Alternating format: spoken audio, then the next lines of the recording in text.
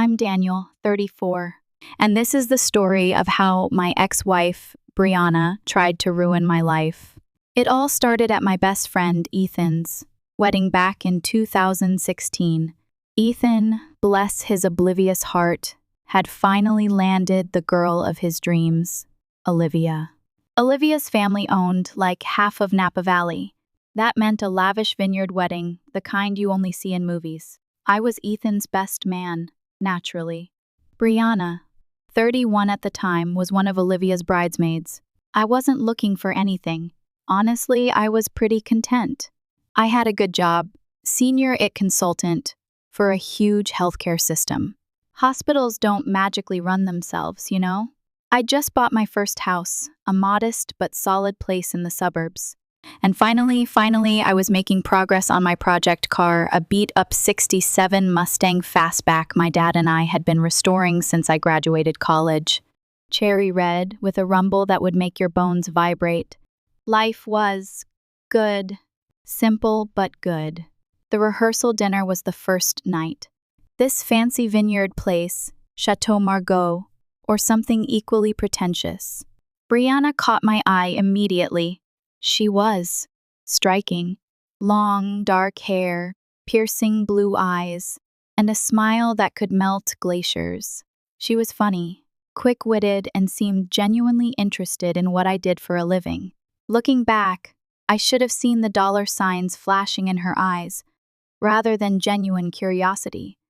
But, hindsight. We talked for hours that night. About my job, about the Mustang, about nothing of real substance. But she listened. Or, at least, she seemed to. She laughed at my jokes, asked all the right questions, and made me feel like I was the most interesting guy in the world. The wedding was a blur of toasts, bad dance moves, and overpriced champagne. I'm not going to lie. We hooked up after the reception.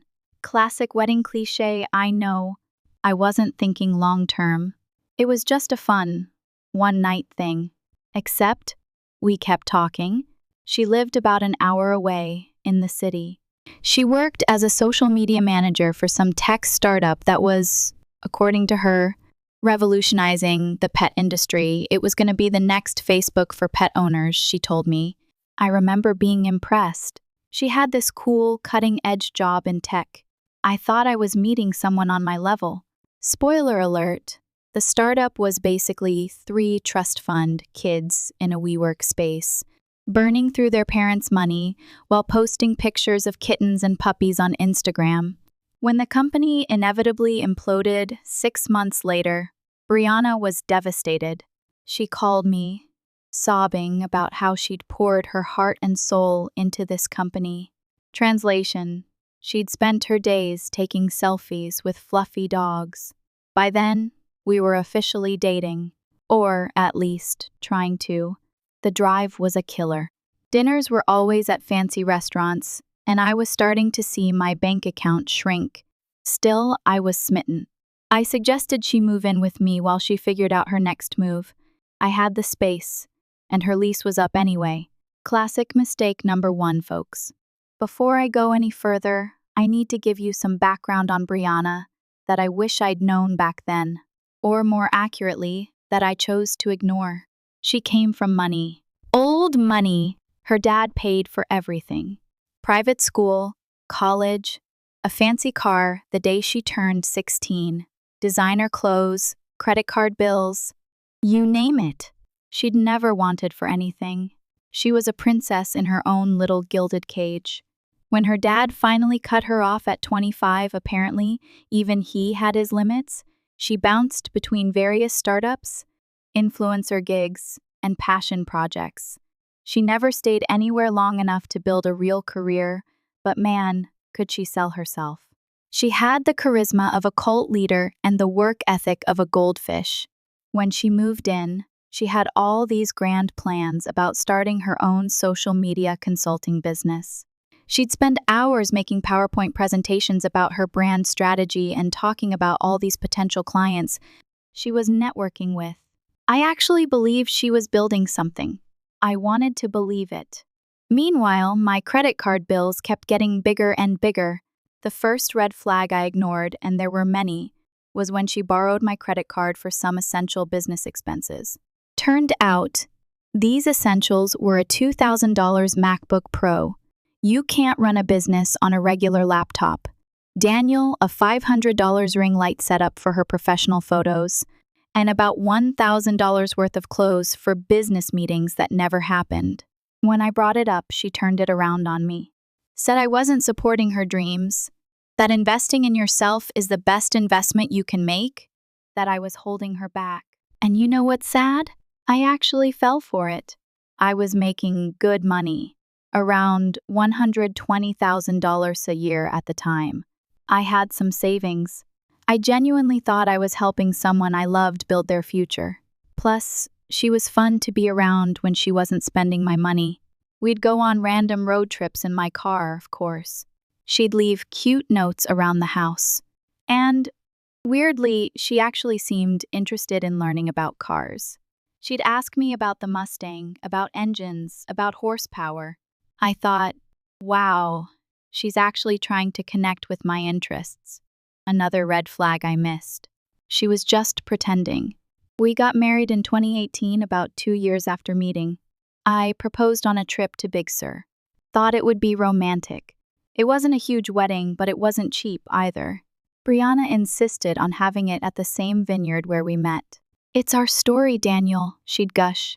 Her parents, of course, contributed nothing, despite all their talk about wanting to help out. My savings took a pretty big hit, but I figured it was worth it. She seemed genuinely happy, and I was happy. The wedding was beautiful. The weather was perfect. Everyone had a great time. My dad even made a speech that didn't make me want to crawl under a table. My dad pulled me aside during the reception. He's this old-school guy, worked the same job at Ford for 30 years, restored cars in his free time. He's not one for grand pronouncements. He looked me straight in the eye and said, "Daniel, did you get a prenup?" I nodded, relieved. Thank God for my lawyer friend, Mike, who'd insisted. He relaxed a bit, but still seemed worried. "Just remember," he said, his voice low, "someone who loves you for you won't need your credit card to prove it." I should have paid more attention to those words. But you know how it is when you're in love. You think you're the exception to every rule. You think your story is different.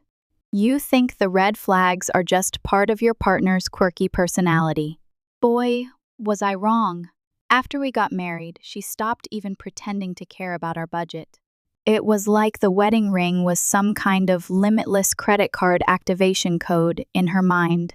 But let me back up and paint you the whole picture of how badly things spiraled. About 3 months after the wedding, I got a promotion at work. Senior consultant to principal consultant. Now I was making around $150,000 a year, which should have made life easier. Instead, Brianna took it as a sign that she could finally focus on her personal brand full-time. She quit her part-time job at a local marketing agency, the only real job she'd had since her pet startup went belly up, without even telling me first. Just came home one day and announced, "Honey, I'm finally free to pursue my dreams." Those dreams apparently involved turning our spare bedroom into her content creation studio. She spent $5,000 of our savings on camera equipment, lighting, and this ridiculous pink velvet couch that she said would be perfect for her Instagram aesthetic. When I pointed out that we'd agreed to use that money for a new roof, she actually said, "But babe, this is an investment in our future. Do you want me to work in a space that doesn't inspire me?" Here's where it gets really fun. She started this YouTube channel about luxury lifestyle on a budget. Ironic, right? The crazy part? She was using my credit card to buy designer stuff for her videos, then returning most of it after filming. But some things mysteriously never made it back to the store. When I found a shoebox full of $900 Louboutins in her closet, she claimed they were props that were essential for her brand. Meanwhile, my Project Mustang, remember that thing I'd slaved over with my dad for years? The pride and joy of my weekends? Brianna started complaining that it was taking up too much space in the garage. Mind you, this car was my weekend project with my dad for the past 5 years. We'd restored about 70% of it, and I was so close to getting it running. But Brianna needed the garage for her yoga and wellness space, because apparently our spare bedroom wasn't good enough for her YouTube yoga sessions. I came home one day to find she'd listed my car on Facebook Marketplace. She hadn't sold it yet, but she'd already had people coming to look at it. Her excuse? Honey, we need the space. And honestly, you spend too much time on that old car anyway. Don't you want to support my wellness journey? That was our first huge fight. I'd never yelled at her before, but finding out she tried to sell my car behind my back. I lost it. She cried, said I was being controlling about money, the irony, and then hit me with the classic manipulation. If you really loved me, you'd want me to succeed. The next day, she apologized and promised to never do anything like that again. Like an idiot, I believed her. But then she started this passive-aggressive campaign against the car. She'd accidentally leave the garage door open on rainy days, or store her production equipment right next to it, where she could easily bump into it with her boxes. Finally, after she managed to scratch the fresh paint job with her yoga equipment, I gave in. I sold the car. My dad was so disappointed. He didn't say anything directly, but I could see it in his eyes. That car represented years of weekends we'd spent together, and I let Brianna take that away. The money from the car? She spent it on a business retreat in Bali that was really just a luxury vacation where she took Instagram photos with other wannabe influencers. She came back with grand plans about starting a wellness coaching business, bought all these essential oils and meditation cushions, set up a website that I paid for, even ordered business cards. Brianna Mitchell, holistic wellness expert and lifestyle curator. Want to know how many clients she got? 0. But she did manage to rack up $15,000 in credit card debt buying inventory for a skincare line she wanted to launch. The products sat in our garage, where my car used to be, until they expired. When I found the boxes of expired face creams and asked about them, she blamed me for not promoting her business to my co-workers' wives. By this point, I was working 60-hour weeks, trying to keep up with her spending. I'd get home late, exhausted, only to find she'd ordered $200 worth of takeout because she was too stressed to cook. The house was always a mess because she was too busy creating content to clean. But her YouTube channel had a whopping 342 subscribers after a year of full-time hustling. Looking back, I realized she was probably posting about our perfect life on Instagram while maxing out my credit cards. But I wasn't allowed to follow her social media accounts because she said it would mess with her analytics. Red flag city. Population me? The breaking point? The real breaking point? I found out she'd taken a loan against my 400 wunk without telling me. She'd figured out my password, my car's model year, and my pet's name. Yeah, I know. Stupid, and taken out $30,000 for what she called a business opportunity. Turned out she'd blown it all on a mentorship program run by some Instagram guru who promised to help her reach 100,000 followers. After discovering the 400 wunk loan, I spent a week sleeping in my office, trying to figure out what to do. I'd forward my calls to my cell phone and tell people I was testing a new remote work setup. In reality, I was too embarrassed to tell anyone what was happening. My dad's words about the credit cards kept playing in my head on repeat. Remember my lawyer friend, Mike? Well, he'd been trying to warn me about Brianna for years. When I finally called him at 2:00 a.m. from my office couch, he didn't even sound surprised. Just said, "Send me your calendar invite. Let's talk tomorrow." Mike's the kind of friend everyone needs. He'd rather help you fix your mess than say, "I told you so." The next morning, I discovered Brianna had gone on a shopping spree that would make a Kardashian blush. She'd somehow gotten approved for 3 new credit cards in my name. The total damage? $47,000.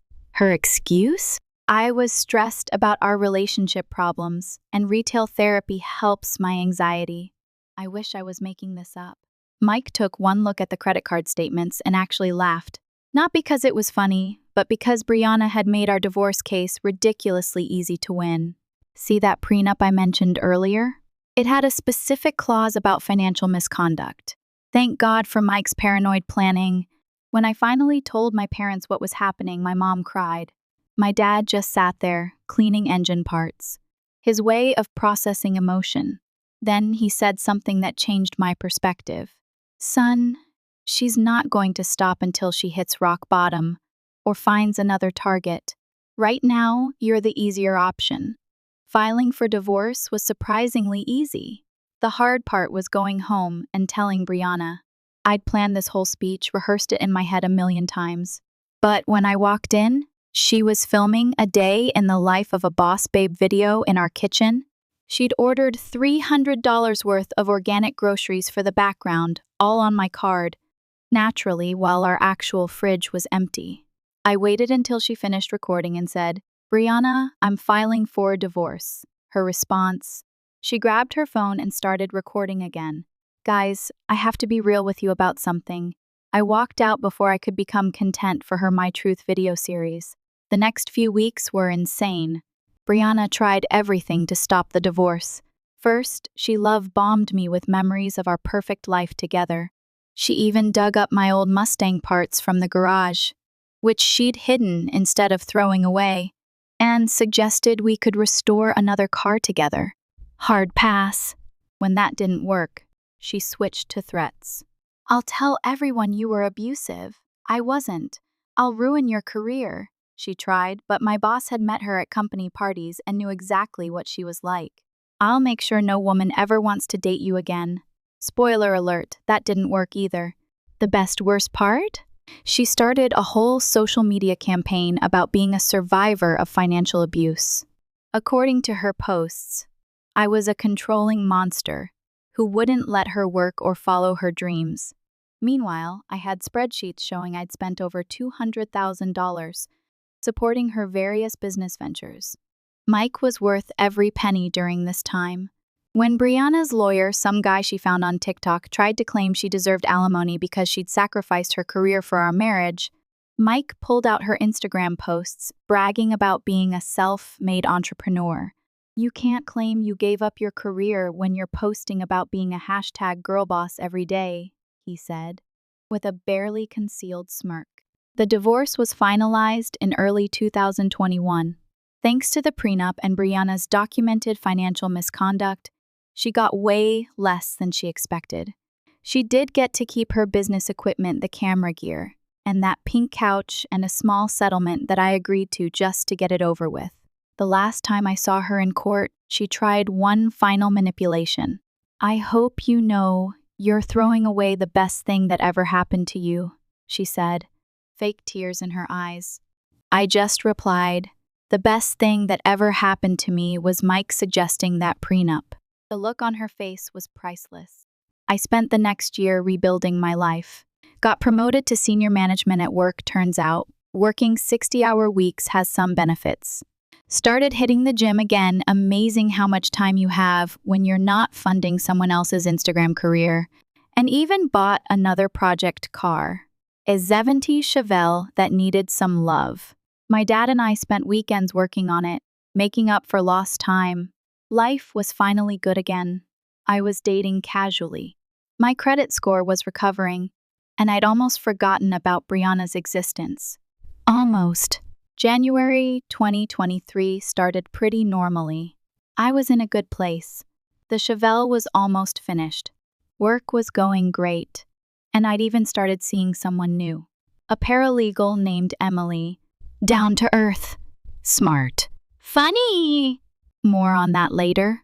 Then, I got home one evening to find a certified letter in my mailbox. The return address was from the county courthouse, which immediately made my stomach drop. I opened it right there in my driveway, and I swear my brain short-circuited trying to process what I was reading.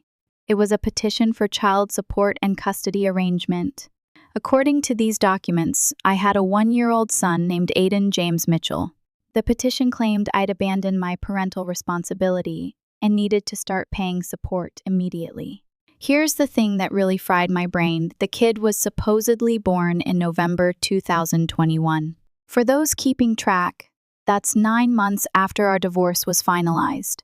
Brianna was claiming we'd hooked up one last time right after the divorce, which absolutely never happened, and that she'd gotten pregnant from that. I literally sat in my car for an hour, reading and rereading those papers.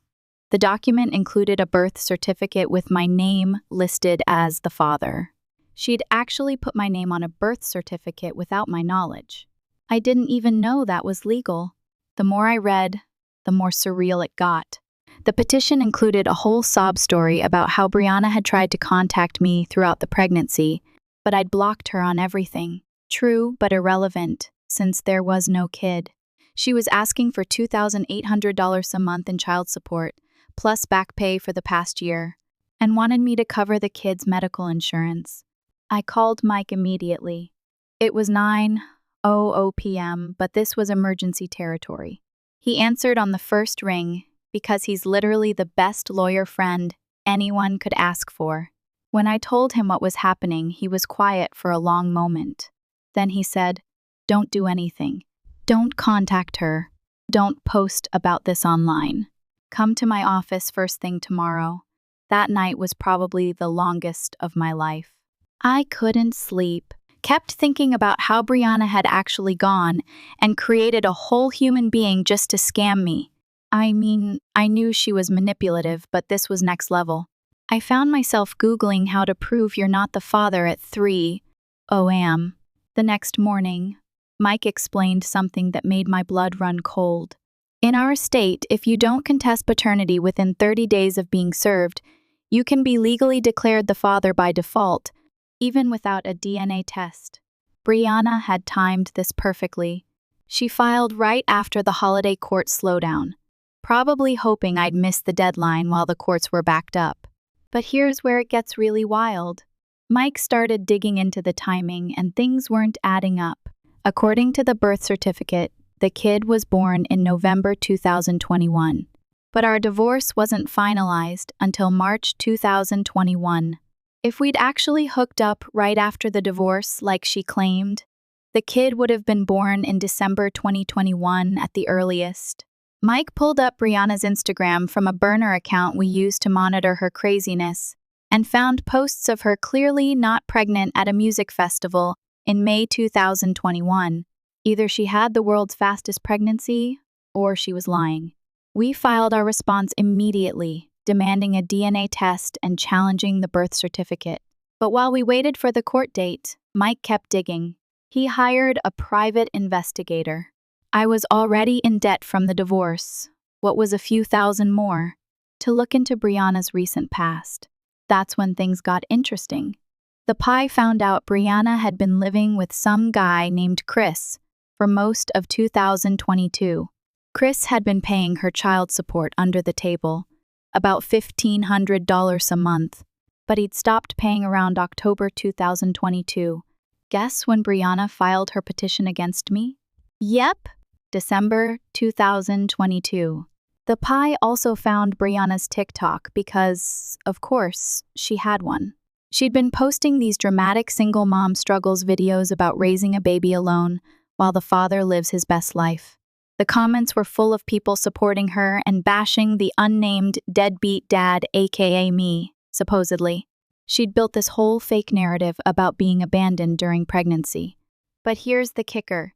In one of her videos from July 2022, she accidentally showed a piece of mail on her counter. It was addressed to Chris Anderson, the same Chris who'd been paying her support. The Pi tracked him down, and what he told us blew this whole case wide open. Now, let me tell you about Chris and how Brianna's house of cards started tumbling down. Meeting Chris was surreal. Mike and I met him at a coffee shop outside of town, neutral territory, since we weren't sure if he was involved in Brianna's scam or just another victim. Turns out, he was definitely a victim. And his story made my blood boil. Chris was a software developer who met Brianna at a co-working space in early 2021, right after our divorce. According to him, she introduced herself as a digital marketing consultant who was building her own agency. Sound familiar? She was running the same playbook, just with a different target. She seemed so genuine, Chris told us, stirring his coffee absent-mindedly. Said she was focused on her career after leaving a toxic marriage where her ex wouldn't let her work. I nearly choked on my drink. She'd completely flipped our story, making herself the victim of the same thing she'd done to me. Chris and Brianna started dating in March 2021. By May, she'd moved into his downtown loft apartment. Then, in June, she dropped the pregnancy bomb. Chris was excited. He was 36, had a good career, and wanted kids. Brianna played the perfect expectant mother, going to prenatal yoga classes and posting bump photos on Instagram. She even had Chris drive her to doctor's appointments, though he noticed she never let him come inside with her because of COVID restrictions. Here's where it gets wild. Brianna had been faking the entire pregnancy. She wore one of those silicone belly props for her Instagram photos. The Pie found the purchase receipt on her Amazon account. She scheduled her appointments for times when the OB/GYN office was actually closed.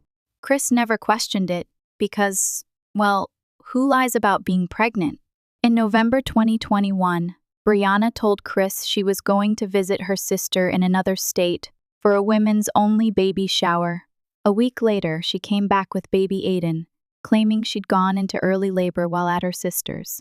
Chris was disappointed about missing the birth, but was too excited about being a dad to question the story. For the next year, Chris played dad. He paid for everything: rent, baby supplies, Brianna's postpartum care, aka shopping sprees. He even started a college fund for Aiden. Brianna had him completely convinced he was the father, though she always had excuses for why they couldn't add him to the birth certificate yet. "It's just paperwork," she'd say. "We know you're his dad, that's what matters." But cracks started showing. Chris noticed Aiden didn't look anything like him, or Brianna. When he mentioned this, Brianna would get defensive and accuse him of not loving Aiden enough. Classic manipulation. Then, Chris's mom, who's a nurse, started asking uncomfortable questions about the birth story. The timeline wasn't adding up. In October 2022, Chris finally insisted on a paternity test. Brianna threw a massive fit, accusing him of betraying their family. But Chris stood firm. He bought a home DNA test kit, and that's when Brianna showed her true colors. She disappeared one weekend while Chris was at a work conference, taking Aiden and most of her stuff. Left a note saying Chris's lack of trust had broken their family bond.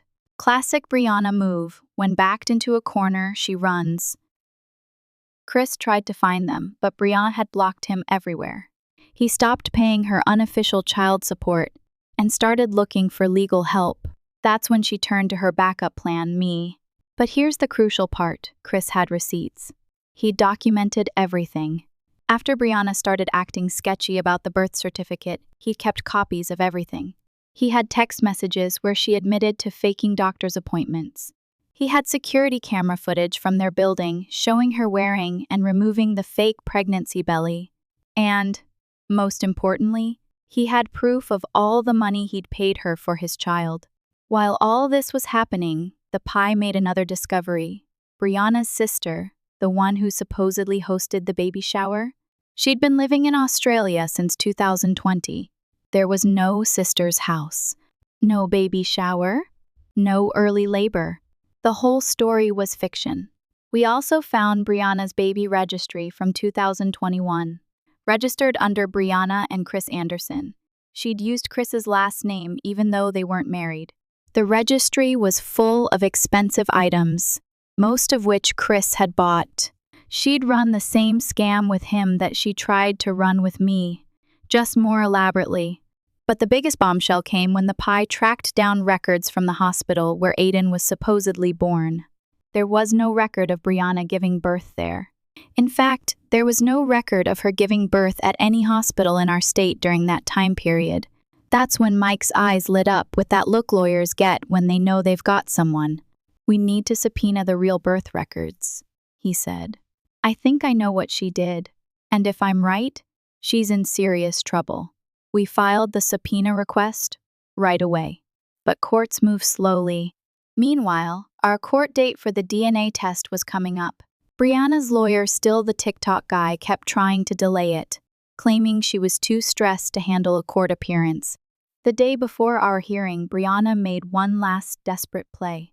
She posted a tearful video on Instagram about how her abusive ex was trying to deny his own child and asked her followers to pray for her strength. The comments were full of support and people offering to donate to her cause. Little did her followers know, everything was about to come crashing down.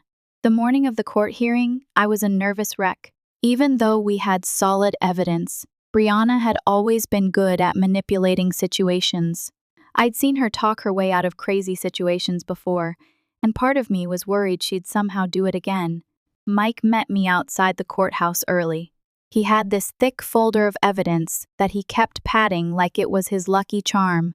"Remember," he said, "let her talk. The more she says, the more she'll contradict herself."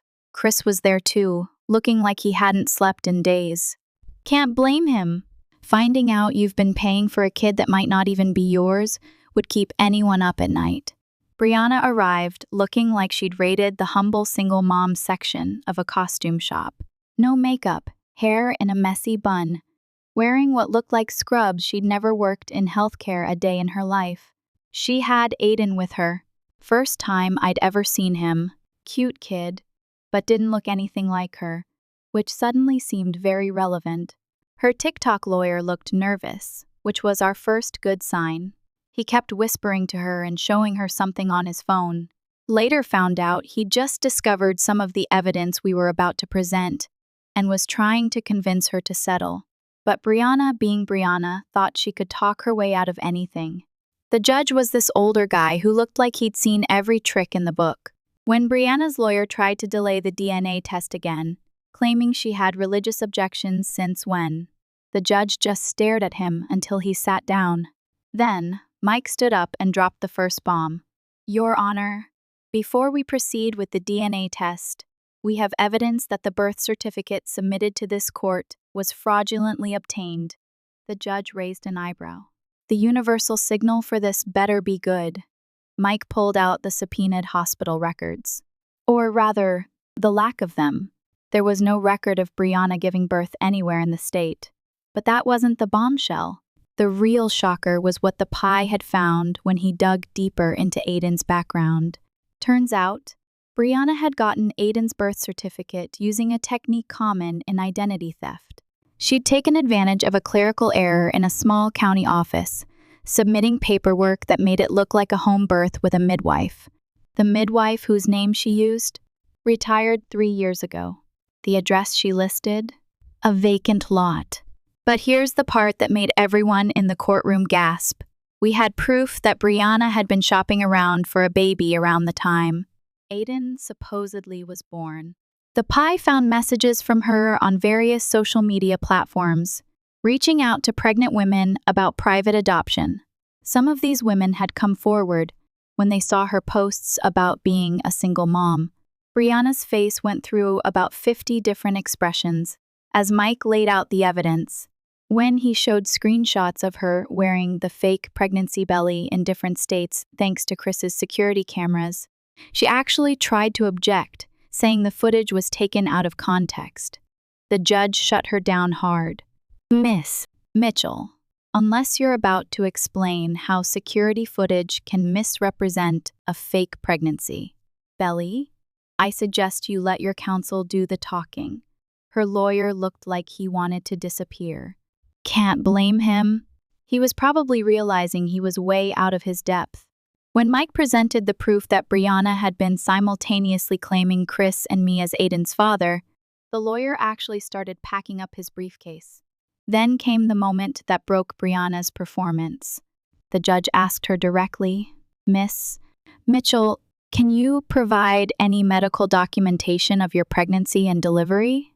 Brianna started her usual act. Tears welling up, voice shaking. "Your Honor, I was very traumatized by the birth experience. I didn't keep records because..." The judge cut her off. That's not what I asked. Do you have any medical proof that you gave birth to this child? For the first time since I'd known her, Brianna was completely speechless. She looked around the courtroom like she was searching for an escape route. Then she did something I never thought I'd see. She broke character completely. "This is ridiculous," she snapped, her humble mom voice replaced by the entitled tone. "I remembered from our marriage. I don't have to prove anything to you. That home birth was totally legal." Mike was practically grinning. "Your Honor, we have one more piece of evidence." He pulled out one last document, the real bombshell that would end this once and for all. Mike handed the judge a file containing police reports from a small town about 3 hours away. In November 2021, right when Brianna claimed she'd given birth, there had been a series of reports about a woman matching Brianna's description hanging around the local hospital's maternity ward. She'd been posing as a lactation consultant, trying to get access to new mothers. The judge read through the file, his expression growing darker by the second. Then he looked at Brianna and said something I'll never forget. "Miss Mitchell, are you aware that trafficking in minors is a federal offense?" The entire courtroom went dead silent. Brianna's lawyer actually stood up and said, "Your Honor, I need to withdraw as counsel. I can no longer represent Miss Mitchell in this matter." Then he straight up packed his briefcase and walked out. Never seen anything like it. Brianna started to panic. "This is all a misunderstanding," she screamed. But Mike wasn't done. He had one more witness. A young woman named Jessica, who'd been admitted to that hospital in November 2021. She'd given birth to a baby boy, but had been experiencing postpartum depression. Brianna had befriended her, posing as a social Brianna. Still posing as a social worker, had convinced Jessica to temporarily sign over guardianship of her baby while she got help. Jessica had been trying to find her son for over a year. She'd reported it to the police, but Brianna had used fake documents and a fake name. It wasn't until she saw one of Brianna's TikToks about being a single mom that she recognized her and reached out to our PI. The judge immediately ordered DNA testing, not just to prove I wasn't the father, but to confirm if Aiden was Jessica's son. Brianna completely lost it. She tried to run out of the courtroom with Aiden, but the bailiff stopped her. She was screaming about how she was just trying to give him a better life, and how no one understands what it's like to want a baby so badly. The DNA results came back within a week through an expedited order. Aiden was indeed Jessica's son. Brianna had essentially stolen a baby from a vulnerable mother and then tried to use him to scam multiple men for child support. The judge was furious. The consequences came down like a hammer. Brianna was charged with multiple felonies, including fraud, identity theft, and custody interference. Both Chris and I were granted restraining orders against her. She was ordered to pay back every penny Chris had given her in fake child support. She's facing 15 to 20 years in prison and is still awaiting final sentencing. The judge referred the case to the FBI for potential federal charges. Jessica got Aiden back, and it turns out she's an amazing mom. She'd gotten treatment for her postpartum depression and had been searching for her son non-stop. She even reached out to thank me and Chris for helping expose Brianna's scheme. She's now working with a nonprofit that helps mothers with postpartum depression and advocates for better hospital security. Chris and I actually became friends through all this. We meet up sometimes to work on the Chevelle and talk about how we both fell for Brianna's act. He's doing better now, dating a nice woman who actually has a real job. She's a teacher. As for me, I finally finished restoring the Chevelle with my dad. My girlfriend, Emily, loves going for rides in it, and she's actually interested when I talk about cars. No pretending.